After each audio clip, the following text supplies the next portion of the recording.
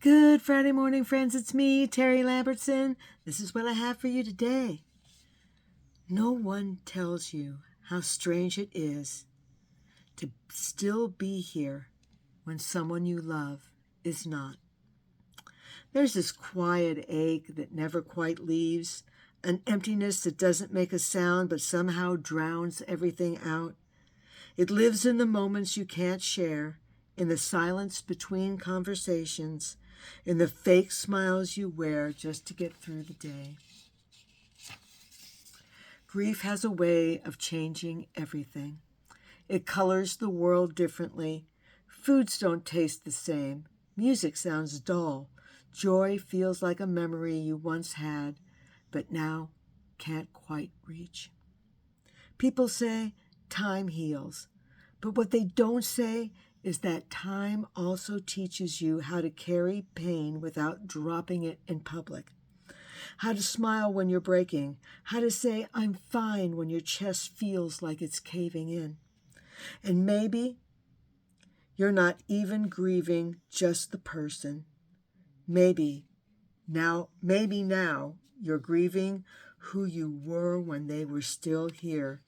The version of you that had them to lean on.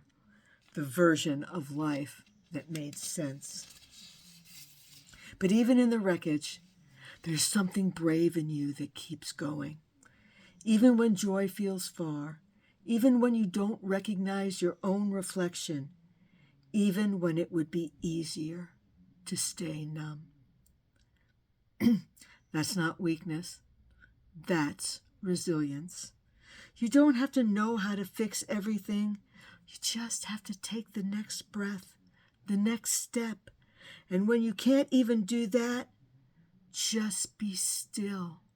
Even stillness is a form of survival. Wow. I wish I had this person's name, but all I have is Living in the After by Dealing with Grief. Yeah, living in the after. It's absolutely true, and there is, even in those really painful, really desperate first day, you are already having thoughts of, how do I go on? What do I do next? And there is that period of time, really, in the immediate wake, where you really can't do anything but cry and hold on to the hem of his robe, because you don't have anything else. And after things start to settle a little bit, you start to be able to dig in to what happened, and reflect. When my granddaughter died in 2022, it didn't take me very long to be able to look at the last 7, 8, 9 years of her life and see God's hand in so much of it. To really dig in to what heaven is about, really brought me so much peace.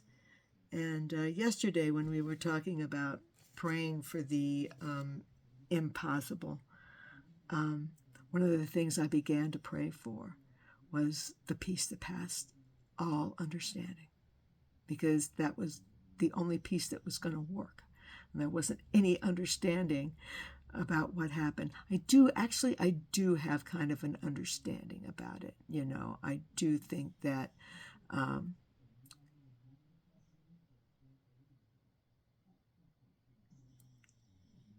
God saw her where she was and decided it was just too much and took her home. And that it was an act of mercy and an act of grace. And the fact that I can view it that way is really beautiful. It's really beautiful. And I started to tell you that story to tell you something else, and now I don't know what it was, so I'm going to let y'all go. Have a fabulous Friday. I will be back with you again on Saturday morning. I'll see you then, friends. Bye now.